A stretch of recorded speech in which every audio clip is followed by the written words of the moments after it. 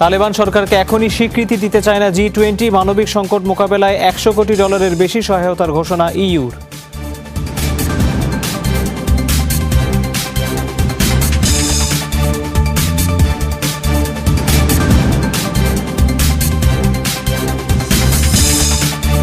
রাশিয়ার বিরুদ্ধে Oxford অ্যাস্ট্রাজেনেকার corona ভ্যাকসিনের ফর্মুলা চুরির অভিযোগ ব্রিটিশ গণমাধ্যমে। ক্ষুব্ধ প্রতিক্রিয়া মস্কোর।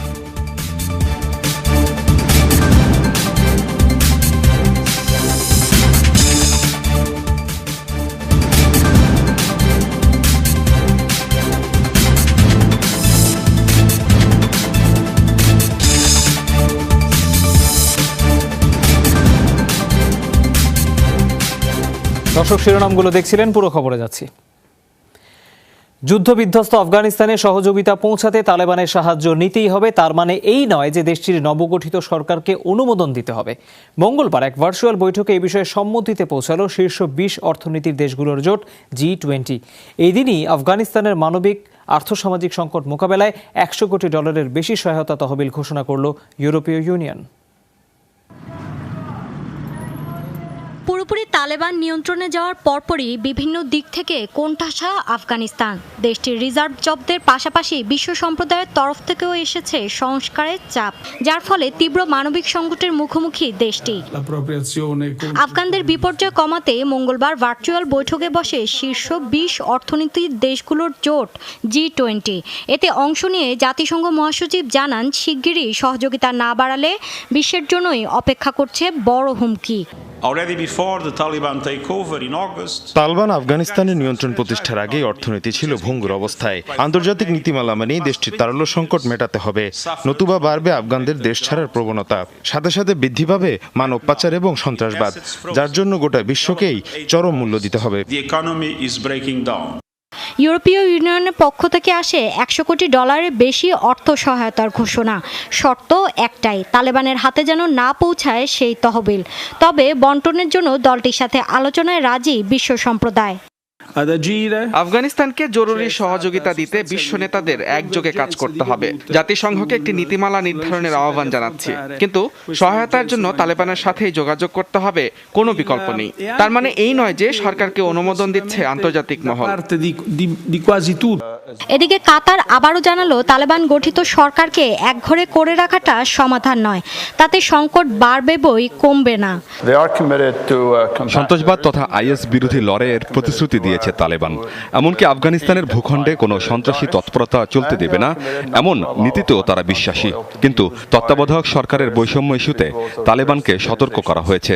শিক্ষা ও রাজনীতিতে নারীদের অংশগ্রহণও নিশ্চিত করতে হবে। তালেবান ক্ষমতা গ্রহণের পর এটাই আফগানিস্তান ইস্যুতে G20-র প্রথম শীর্ষ সম্মেলন, যেখানে ছিলেন না চীন ও রাশিয়ার প্রেসিডেন্ট। ভার্চুয়াল বৈঠকে যোগ দেন তাদের প্রতিনিধিরা। মৌলি ইসলাম, যমুনা নিউজ। ইরাকের পার্লামেন্ট নির্বাচনে বড় জয় পেয়েছে ইরানপন্থী নেতা মোক্তাদা আল সাদরের দল। 329 আসনের মধ্যে শিয়া নেতা আল সাদরের দল 73টি আসনে জিতেছে। দ্বিতীয় অবস্থানে রয়েছে দেশের সাবেক প্রধানমন্ত্রী নুরি আল মালিকির দল। দেশটির নির্বাচন কমিশন বলছে মাত্র 41% ভোট পড়েছে। ক্ষমতাসীন নেতাদের বিরুদ্ধে দুর্নীতির অভিযোগ ও রাজনৈতিক সংস্কারের দাবিতে 2019 সালে ইরাক জুড়ে সরকার বিরোধী আন্দোলন শুরু হয়। গণবিক্ষোভের চাপে এক পর্যায়ে ইরাকের তৎকালীন প্রধানমন্ত্রী আদিল আব্দুল মাহদি পদত্যাগে বাধ্য হন।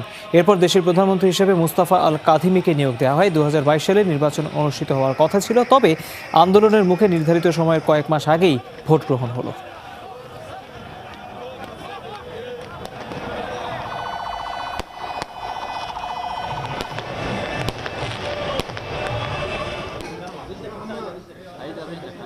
والفرز اليدوي في المحطات المختارة।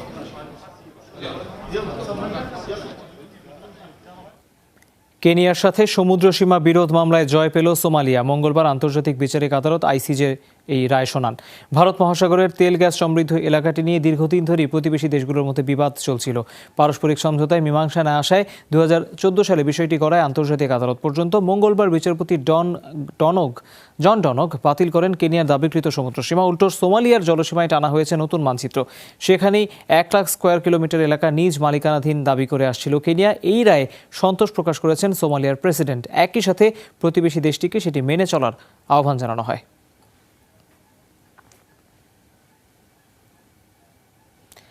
আনুষ্ঠানিক সেনা অভ্যুত্থানের আগেই ক্ষমতা ছাড়ার জন্য চাপ দেয়া হয় মিয়ানমারের তৎকালীন প্রেসিডেন্ট উইন মিন্টকে। তবে সামরিক কর্মকর্তাদের হুমকির মুখেও পথ ছাড়তে অস্বীকৃতি জানান তিনি।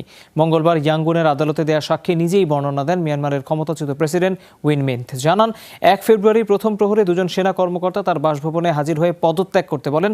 পরামর্শ দেন শারীরিক অসুস্থতার কারণ দেখিয়ে পদ ছাড়ার। পদত্যাগ না করলে তার মারাত্মক ক্ষতি করা হবে বলে হুমকি দেওয়া হয়, কিন্তু তিনি অস্বীকৃতি জানান। পরে অবশ্য সেনা অভ্যুত্থানের মুখে পদ তাকে ছাড়তেই হয়। অভ্যুত্থানের পর অং সান সুচি ও উইন মিন্টের বিরুদ্ধে বেশ কয়েকটি অভিযোগে মামলা হয়, তাতেই সাক্ষ্য দিয়েছেন মিন্ট।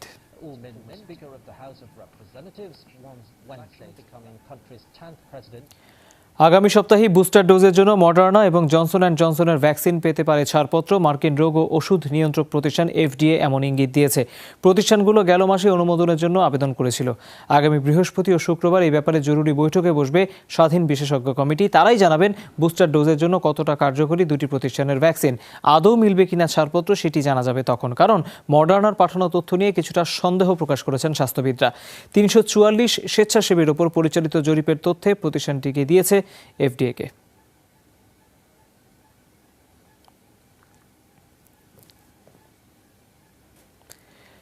রাশিয়ার বিরুদ্ধে অক্সফোর্ডের টিকার ফর্মুলা চুরির অভিযোগ নিয়ে এখন তোলপাড় চলছে। ব্রিটিশ গণমাধ্যমের দাবি, অক্সফোর্ড অ্যাস্ট্রাজেনেকার ভ্যাকসিনের ফর্মুলা চুরি করেছে রুশ গোয়েন্দারা। তারই আদলে স্পুটনিক ভি ভ্যাকসিন তৈরি করা হয়েছে। ক্ষুব্ধ মস্কো বলছে এসব অভিযোগ হাস্যকর।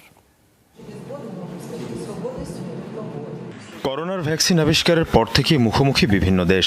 এর স্বীকৃতি আর কার্যকারিতা নিয়ে চলছে নানা আলোচনা। এবার এক রুশ গুপ্তচরের বিরুদ্ধে অভিযোগ উঠেছে টিকার ফর্মুলা চুরির। ব্রিটিশ বেশ কিছু গণমাধ্যমের দাবি, অক্সফোর্ড অ্যাস্ট্রাজেনেকার ফর্মুলা চুরি করেছে ওই গুপ্তচর। এসব প্রতিবেদনে দাবি করা হয়, ব্রিটেন ভ্যাকসিন আবিষ্কারের 1 মাস পরই টিকা আবিষ্কার করে রাশিয়া। দুই টিকার কার্যপ্রণালীও একই রকম। অ্যাস্ট্রাজেনেকা এবং স্পুটনিক দুটোই মানবদেহের প্রতিরক্ষা প্রণালীকে সক্রিয় করে ভাইরাসের বিরুদ্ধে প্রতিরোধ ব্যবস্থা গড়ে তোলে। ব্রিটিশ টিকার ফর্মুলা চুরির জন্য 2020 সালে অক্সফোর্ডের সার্ভারে সাইবার হামলাও করা হয়। এই বিষয়ে স্পষ্ট বক্তব্য না দিলেও ব্রিটিশ স্বরাষ্ট্রমন্ত্রী বলেন, এ ধরনের অভিযোগ উড়িয়ে দেওয়া যায় না। এ বিষয়ে আমি এখনই কোনো মন্তব্য করতে রাজি নই। তবে এটাও সত্য যে এ ধরনের অভিযোগ পুরোপুরি উড়িয়ে দেওয়া যায় না। বিদেশি শক্তিগুলো সবসময়ই আমাদের সংবেদনশীল তথ্য এবং বুদ্ধিভিত্তিক সম্পদ হাতিয়ে নেওয়ার চেষ্টা করে। এই অভিযোগের তীব্র প্রতিক্রিয়া মস্কোর। স্পুটনিক ভি কর্তৃপক্ষ বলছে, যথাযথ শর্ত এবং পদক্ষেপ অনুসরণ করেই চূড়ান্ত ধাপে পৌঁছেছে তাদের ভ্যাকসিন। রুশ পররাষ্ট্রমন্ত্রী বলছেন, এ ধরনের অভিযোগ হাস্যকর। এসব একেবারেই অবান্তর বিষয়। এসব নিয়ে মন্তব্য করার কোনো অর্থ হয় না। আমার মনে হয় না ব্রিটেন কিংবা যুক্তরাষ্ট্র কেউই এ ধরনের অভিযোগকে গুরুত্বের সাথে নেবে। 2020 সালের 11 আগস্ট স্পুটনিক ভি ভ্যাকসিন আবিষ্কারের ঘোষণা দেয় রাশিয়া। করোনার বিরুদ্ধে ভ্যাকসিনকে 92% কার্যকর বলে দাবি করা হয়। মীর মুশফিক হাসান, যমুনা নিউজ। মহামারীতে 48,81,000-এর কাছাকাছি মোট প্রাণহানি দাঁড়িয়েছে। মঙ্গলবারও 6,500-এর বেশি মানুষের মৃত্যু হয়েছে করোনায়। 6,500 মানুষ এই মৃত্যুবরণের মধ্য দিয়ে আসলে এক ধরনের ধারার ভিতরে আবার ঢুকে গেল পুরো বিশ্ব। দৈনিক মৃত্যু ও সংক্রমণ শনাক্তের শীর্ষে এখনও যুক্তরাষ্ট্র। দেশটিতে 1,500-এর মতো করোনা রোগী প্রাণ হারালেন মঙ্গলবার। 84,000 মানুষের দেহে নতুনভাবে মিলেছে ভাইরাসটি। দ্বিতীয় অবস্থানে রয়েছে রাশিয়া। 973 জনের মৃত্যু লিপিবদ্ধ হয়েছে এখানে। এদিন ইউক্রেনে 442, রোমানিয়ায় 352 জনের মৃত্যু লিপিবদ্ধ হয়। এছাড়া ইরান, তুরস্ক, ফিলিপাইন ও ভারতে 2 শতাধিক মানুষ মারা গেছেন। মঙ্গলবার বিশ্বে এখন পর্যন্ত শনাক্ত হয়েছে 24 কোটির কাছাকাছি সংক্রমণ। লিবিয়ার সরকার ডিটেনশন সেন্টারে থাকা বিভিন্ন দেশের অভিবাসী ও আশ্রয়প্রার্থীদের উপর নির্যাতন নিপীড়নের ঘটনায় এখন তোলপাড় চলছে। ভুক্তভোগীদের অভিযোগ, এসব ডিটেনশন সেন্টারের সাথে সংশ্লিষ্টরা অর্থ দাবি করে আশ্রয়প্রার্থীদের কাছে হয়রানি করে। পরিশোধে ব্যর্থ হলে চলে নির্যাতন। এমনকি এসব সেন্টার থেকে মানব পাচারের অভিযোগও রয়েছে। এই ঘটনায় উদ্বেগ জানিয়েছে জাতিসংঘ। একদিকে কর্তৃপক্ষের নির্যাতন নিপীড়ন, অন্যদিকে খাবার পানি সহ বিভিন্ন মৌলিক সুবিধার সংকটের প্রতিবাদে এভাবেই ক্ষোভে ফেটে পড়েন সেখানে থাকা আশ্রয়প্রার্থীরা। গেল কয়েকদিনে লিবিয়ার একাধিক ডিটেনশন সেন্টারে দেখা যায় এমন চিত্র। মধ্যপ্রাচ্য ও আফ্রিকার এসব নাগরিকদের অভিবাসন ও রাজনৈতিক আশ্রয়ের জন্য ইউরোপে পাড়ি জমানোর সময় সাগর থেকে উদ্ধার কিংবা সীমান্তে আটক করা হয়। এরপর রাখা হয় এসব ডিটেনশন সেন্টারে। ভুক্তভোগীরা বলছেন, এসব সেন্টারের কর্মকর্তারা অর্থ দাবি করেন, তা পরিশোধে ব্যর্থ হলে চলে অকথ্য নির্যাতন, এমনকি মানব পাচারের অভিযোগও রয়েছে। আমার কাছে ওরা অর্থ দাবি করে, কিন্তু আমার পক্ষে তো সেটা দেয়া সম্ভব নয়, তাই আমাকে খুবই নির্যাতন করা হয়। লিবিয়ার এক একটি ডিটেনশন সেন্টার যেন রীতিমতো কারাগার। এসব সেন্টারের বেশিরভাগই পরিচালিত হয় সরকার কর্তৃক, তবে বেসরকারি ব্যবস্থাপনাতেও রয়েছে বেশ কিছু আশ্রয় কেন্দ্র। এসব কেন্দ্রে নিপীড়ন এবং মানব পাচারের অভিযোগ ওঠায় উদ্বেগ জানিয়েছে জাতিসংঘ। অভিবাসন প্রত্যাশী এবং রাজনৈতিক আশ্রয় প্রার্থীরা লিবিয়ার বিভিন্ন ডিটেনশন সেন্টারগুলো চরম নির্যাতনের শিকার হচ্ছেন। সেখানে তারা কোনো মৌলিক মানবাধিকার তো পাচ্ছেনই না, উল্টো নানা ধরনের নিপীড়নের শিকার হতে হচ্ছে তাদের। এর সাথে লিবিয়ার সরকারি এবং বেসরকারি দুই ধরনের প্রশাসনে জড়িত। এই বিষয়টি নিয়ে উদ্বিগ্ন জাতিসংঘ। লিবিয়ার এসব ডিটেনশন সেন্টারে প্রতি বছর লক্ষাধিক মানুষ আশ্রয় নেন। মূলত ইউরোপীয় ইউনিয়ন এবং জাতিসংঘের সহায়তায় পরিচালিত হয় এসব সেন্টার। 2015 সাল থেকে এখন পর্যন্ত প্রায় $525 মিলিয়ন ব্যয় করেছে ইউরোপীয় ইউনিয়ন। মীর মুশফিক হাসান, যমুনা নিউজ। মার্কিন পররাষ্ট্রমন্ত্রীর সফরের একদিন আগে কলম্বিয়ার মার্কিন দূতাবাসের একাধিক কর্মী রহস্যময় হাভানা সিন্ড্রোমে আক্রান্ত হয়েছেন। বিষয়টি নিশ্চিত করেন কলম্বিয়ায় নিযুক্ত মার্কিন রাষ্ট্রদূত। বলেন, বেশ কয়েকজন কর্মী এখন অসুস্থ। যেসব উপসর্গের কথা উল্লেখ করেন সেগুলোর সাথে হাভানা সিন্ড্রোমের মিল আছে। এরই মধ্যে বিষয়টি নিয়ে তদন্ত শুরু করেছেন মার্কিন গোয়েন্দারা। এর আগে গেল সপ্তাহে জার্মানির মার্কিন দূতাবাসের একাধিক কর্মীর শরীরে এই রোগের উপসর্গ দেখা দেয়। মূলত এই রোগে আক্রান্তরা মাথায় তীব্র ব্যথা অনুভব করেন। এর পাশাপাশি মানসিক ভারসাম্যহীনতা, কানে ব্যথা ও কম শোনা এবং স্মৃতিশক্তি হারানোর মতো উপসর্গ দেখা দেয়। তবে এর কারণ সম্পর্কে এখনও জানা যায়নি। 2016 সালে কিউবার হাভানায় মার্কিন দূতাবাস কর্মী ও কর্মকর্তারা এই রহস্যজনক রোগে আক্রান্ত হন। এরপর থেকে এটি হাভানা সিন্ড্রোম নামে পরিচিত।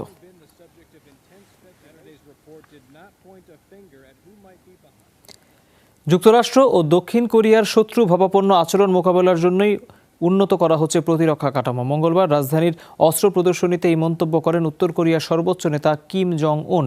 রাষ্ট্রীয় টিভিতে সম্প্রচারিত ভিডিওতে দেখা যায় আন্তঃমহাদেশীয় ব্যালিস্টিক মিসাইলের পাশাপাশি অন্যান্য সমরাস্ত্র পর্যবেক্ষণ করছেন কিম।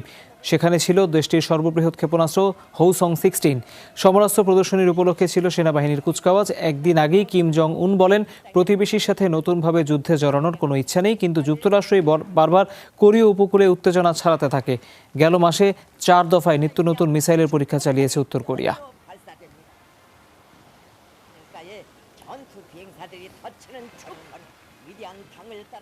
মাথাপিছু আয়ে ভারতকে আবার ছাড়িয়ে যাবে বাংলাদেশ। ইকোনমিক আউটলুক প্রতিবেদনে এমন পূর্বাভাস দিয়েছে আন্তর্জাতিক মুদ্রা তহবিল IMF। গত রাতে এটি প্রকাশ করা হয়।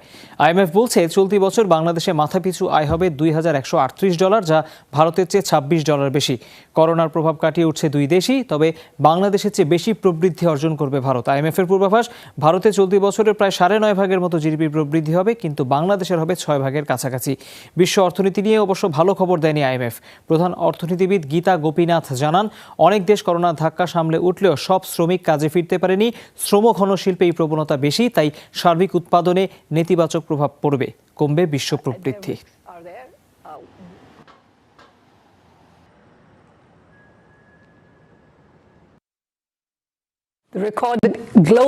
পণ্য সরবরাহের শৃঙ্খলা এখনো ফেরেনি। অনেক দেশে রফতানিমুখী কারখানার উৎপাদন অপ্রতুল, তাই চাহিদা বেশি থাকলেও পণ্য পাঠিয়ে সামাল দেওয়া যাচ্ছে না। নিম্ন আয়ের দেশের পণ্যের দাম প্রতিনিয়ত বাড়ছে। খাদ্য নিরাপত্তা নিয়ে অনিশ্চয়তাও কাটছে না। এভাবে চলতে থাকলে দরিদ্রদের ঘিরে সামাজিক অস্থিরতা আরও বাড়বে।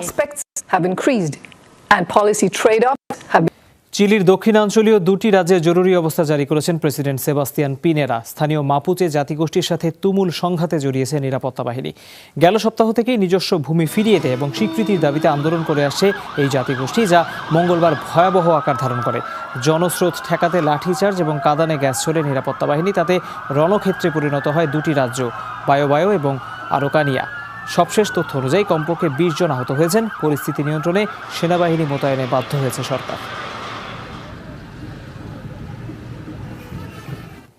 নেপালের পশ্চিমাঞ্চলীয় মুগু জেলায় যাত্রীবাহী বাস খাদে পড়ে কমপক্ষে 28 জন নিহত হয়েছে। মঙ্গলবারের এই দুর্ঘটনায় আহত হন আরও 15 জন। তাদেরকে স্থানীয় হাসপাতালে চিকিৎসা দেওয়া হলেও কয়েকজনের অবস্থা সংকটাপন্ন। প্রাণহানি বাড়তে পারে এমন আশঙ্কা ডাক্তারদের। পুলিশ জানিয়েছে, স্থানীয় সময় দুপুর নাগাদ পার্বত্য এলাকায় এই দুর্ঘটনা ঘটে। প্রাথমিকভাবে ধারণা করা হচ্ছে যান্ত্রিক গোলযোগের কারণেই নিয়ন্ত্রণ হারিয়ে খাদে পড়ে যায় যানটি। হতাহতদের সবাই সনাতন ধর্মাবলম্বী। তারা দুর্গোৎসব পালনের পর রাজধানী কাঠমান্ডুতে ফিরছিলেন।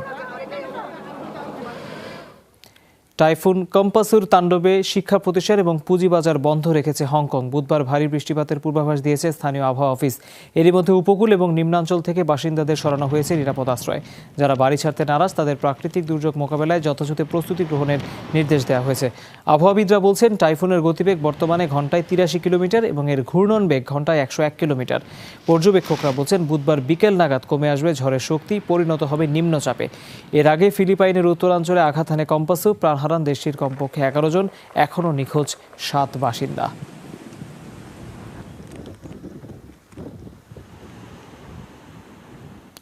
প্রথমবারের মতো লাঠিতে ভর দিয়ে জনসম্মুখে এলেন ব্রিটেনের রানী এলিজাবেথ। লন্ডনের ওয়েস্টমিনিস্টার অ্যাবেতে গির্জার একটি অনুষ্ঠানে তিনি অংশ নেন। সেখানে লাঠিতে ভর দিয়ে হাঁটতে দেখা যায় রানীকে। 95 বছর বয়সী রানীকে কালো রঙের একটি লাঠিতে ভর দিয়ে গাড়ি থেকে নামতে দেখা যায়। এ সময় তার সাথে ছিলেন মেয়ে প্রিন্সেস অ্যানি। 2004 সালে হাঁটুতে একটি অপারেশনের পর সবশেষ রানীকে লাঠিতে ভর দিয়ে হাঁটতে দেখা গিয়েছিল। তবে মঙ্গলবার ঠিক কী কারণে তিনি লাঠি দিয়ে হাঁটছিলেন সেই বিষয়ে কোনো মন্তব্য আসেনি রাজপরিবার থেকে।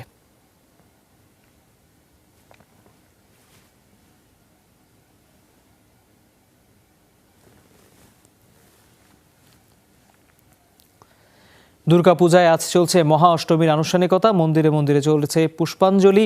সনাতন ধর্মাবলম্বীদের বিশ্বাস, মহা অষ্টমীতে দেবী নতুন রূপে পৃথিবীতে অধিষ্ঠিত হন। ভারতের কলকাতা থেকে সেই পূজার খবরই জানবো। সরাসরি আমাদের সাথে যোগ দিচ্ছেন সহকর্মী সুকান্ত চট্টোপাধ্যায়। সুকান্ত, এই মুহূর্তে কি ধরনের আনুষ্ঠানিকতা চলছে আর আজ সারাদিন আর কি আয়োজন রয়েছে, কি দেখতে পাচ্ছেন পুরা পুজোর পরিবেশ? দেখুন তৌহিদ ভাই, শুভ অষ্টমীর শুভেচ্ছা জানাই বাংলাদেশবাসীকে কলকাতার তরফ থেকে। এবং আজকে সকাল থেকে কিন্তু মণ্ডপে মণ্ডপে কিন্তু অঞ্জলি প্রদান চলছে। এবারে কি যে পারিবারিক পুজো, অর্থাৎ বেশি সংখ্যক পারিবারিক পুজো হচ্ছে। কলকাতায় যেমন বড় বড় জমিদার বাড়ির পুজো, বর্ণিল বাড়ির পুজো, আমরা এই মুহূর্তে মুখার্জি বাড়ির পুজো। এবং সেখানে মুখার্জি বাড়ির যিনি কর্ণধার রয়েছেন সুনীল মুখোপাধ্যায়, তিনি কিন্তু এই পুজোর রীতিনীতির সংক্ষেপে যদি বলেন আপনাদের বাড়ির পুজোর রীতিনীতি। বিষয়টা হচ্ছে, গতবারে আমরা কেউ আনন্দের মধ্যে ছিলাম না করোনার প্রকোপের জন্য, যার ফলে গতবারে কিন্তু পুজোর ওই রকম আমরা আড়ম্বর দেখতে পাইনি। এবারে যেহেতু কলকাতায় করোনার প্রকোপটা কিছুটা কমেছে, সেহেতু মানুষ কিন্তু একটু রাস্তায় নেমেছে। আর বিশেষ করে অঞ্জলি দেওয়ার সময় যেহেতু সার্বজনীন পুজোগুলোয় প্রচণ্ড ভিড় হয় বলে এখন একটা প্রবণতা দেখা দিয়েছে, যাদের সচ্ছলতা আছে তারা নিজেরা একটু বাড়িতে যদি পুজো করে আত্মীয় স্বজনদের নিয়ে একটু আনন্দ ফুর্তি করতে পারে। এই জন্যে আজকাল কিন্তু পারিবারিক পুজোটা কিছু বেড়েছে। একেবারেই যে আমরা যেটা শুনলাম যে পারিবারিক পুজোর সংখ্যা কিন্তু বৃদ্ধি পেয়েছে এবং গত 3 দিন ধরে কিন্তু পুজোর প্যান্ডেলে কিন্তু যথেষ্ট মানুষের ভিড় বাড়ছে। আবহাওয়া কিন্তু খুবই খারাপের দিকে, তার কারণ নবমী এবং দশমীতে বৃষ্টি আসার কথা আছে, সেই জন্য কিন্তু মানুষের ঢল কিন্তু নামছে সকাল থেকে। তৈরি সুকান্ত, ধন্যবাদ আপনাকে। দর্শক, আমরা জানছিলাম পুজোর খবর পশ্চিমবঙ্গ থেকে। জাতীয় দিবস উপলক্ষে মনোমুগ্ধকর কুচকাওয়াজ অনুষ্ঠিত হলো স্পেনে। এতে অংশ নেন রাজা ষষ্ঠ ফিলিপ সহ রাজপরিবারের সদস্যরা। সামরিক বাহিনীর সদস্যদের আয়োজিত এই মনোমুগ্ধকর আয়োজনে অংশ নেন বিভিন্ন শ্রেণী পেশার মানুষ।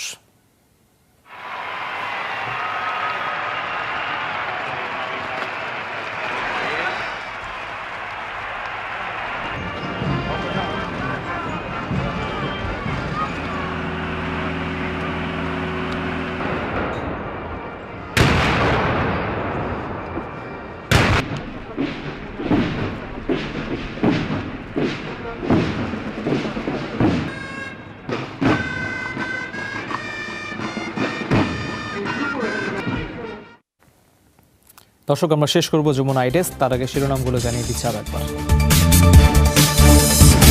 তালেবান সরকারকে এখনই স্বীকৃতি দিতে চায় না G20। মানবিক সংকট মোকাবেলায় $100 কোটি বেশি সহায়তার ঘোষণা ইইউর। লিবিয়ার ডিটেনশন সেন্টারে অভিবাসী ও আশ্রয় প্রার্থীদের উপর নির্যাতনের ঘটনায় তোলপাড়। প্রশাসনের বিরুদ্ধে মানব পাচারের অভিযোগ নিয়ে জাতিসংঘের উদ্বেগ। রাশিয়ার বিরুদ্ধে অক্সফোর্ড অ্যাস্ট্রাজেনেকার করোনা ভ্যাকসিনের ফর্মুলা চুরির অভিযোগ ব্রিটিশ গণমাধ্যমে। ক্ষুব্ধ প্রতিক্রিয়া মস্কোর।